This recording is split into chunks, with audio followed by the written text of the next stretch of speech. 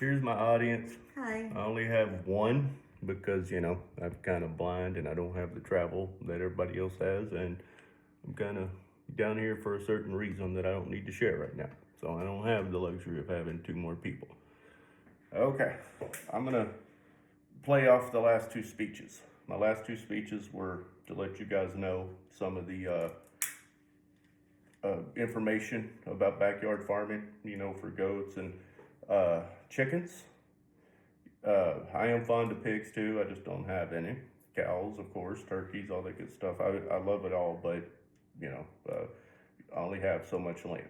So, with that said, the next speech was about counter arguments. You had a few questions. I answered them the best I could. I hopefully, answered every one of your questions. Well, this time I'm going to give you a few visuals and samples of things that could help you along. Right here, here's where I want to start. Which egg here do you think was 3 months old, and which egg is from this morning? Well, this one was this morning, this one's 3 months old. Got a little visual here at the difference. This one for this egg and this one for this egg. There's always a slight color difference. Sometimes it's even more drastic. You're going to have an orange yolk. There you go. Well, I'm really supposed to be showing my audience, but I'm also trying to show you guys out there in TV land. The one on the right has a lighter yellow. The one on the left has a little bit of an orange tint to it. That just usually signifies more protein. Well, I want to show you kind of how I get there. And here's some of the feeds. What I do is starting out early, and I learned this from FFA with my daughter when she did some game birds. In the wintertime, when chickens are molting, they're using a lot of their protein. They don't lay as many eggs anymore. So I started getting a little cue from FFA where they use the 30% protein feed for the chicks and stuff. It's this one here. And again, that one's the turkey protein feed, turkey and game bird. This is the starter grower feed for chicks.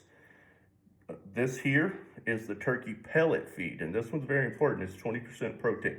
The reason you want to try to find a pellet, and I'm not going to lie, it's very hard, and it's usually only during the fall, during FFA and 4-H season. It's because for every bite of this one, it's like 3 bites of this one. So if you're growing meat birds or something, this is going to be your friend. But again, you got to buy in the fall. This one here is the layer feed. It tends to have more calcium in it, which helps the hens produce their shells for their eggs. So it's good for them. But you can also buy what they call an oyster shell supplement.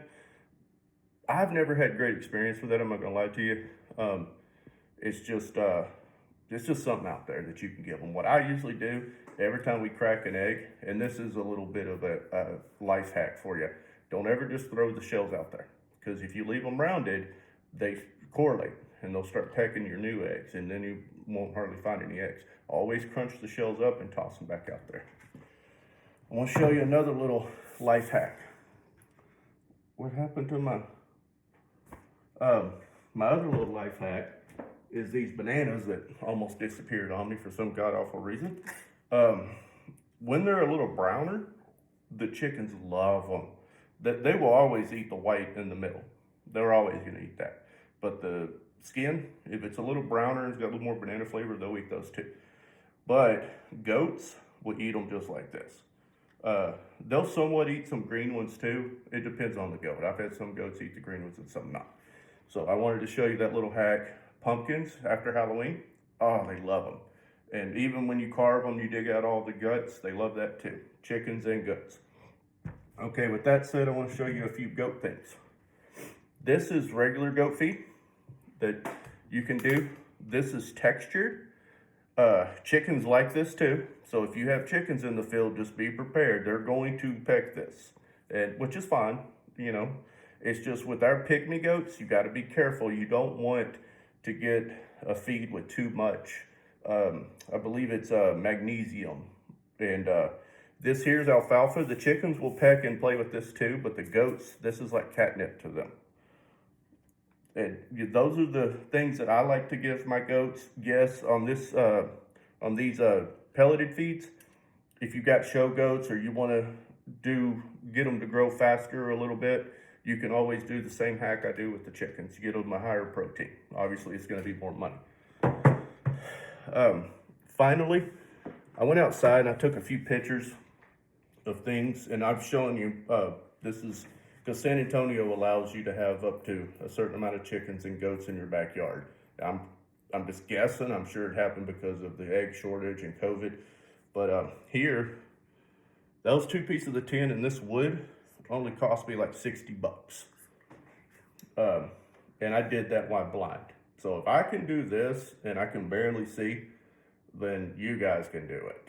I mean, come on, it's not that hard. If a blind man can do that well, come on. And then here, I built this roost. I'll give you another little hack. These boards here at the top and at the bottom, you cut one side at 60 degrees and one side at 30, and they're always gonna lay just like that. You can't beat it. I learned that off a woman off of YouTube. Thank you, lady. I never caught her name, or I'd give her credit. Here, I prefer these auto feeders, or waterers and feeders.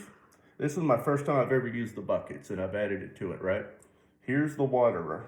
They peck these nipples, and you don't get a lot of contamination and loss. Because a lot of times if you just do a bowl or a tray, they'll peck it, and the feed goes flat, and you get a lot of loss. And finally, I wanted to show you the nesting box. Not quite finally, there's one more after this. This is a nesting box. We just used an old bookshelf, turned it sideways. I added a few fence pickets and kind of made nesting pads in there. And finally, I bought this little coop off of Facebook. I'm trying to show you guys some of this stuff. You can repurpose things around the house. You don't have to buy full price. This was probably a $400 to $600 chicken coop. I only paid $120 for it. And the lady was nice enough to deliver it since, you know, I can't drive, I'm blind. So I thought that was very sweet of her. Well, with that said, Miss Lady I've never met, I'm assuming I have to still acknowledge that you're here. I hope you've learned something, and I hope I've shared a few things, and now you'll go out and buy 30 more chickens for our backyard. But thank you very much. I hope everybody does good. It's been nice having you guys for the whole year, the classmates. So I appreciate everything. Thanks for actually trying to help and doing your part. Thank you so much.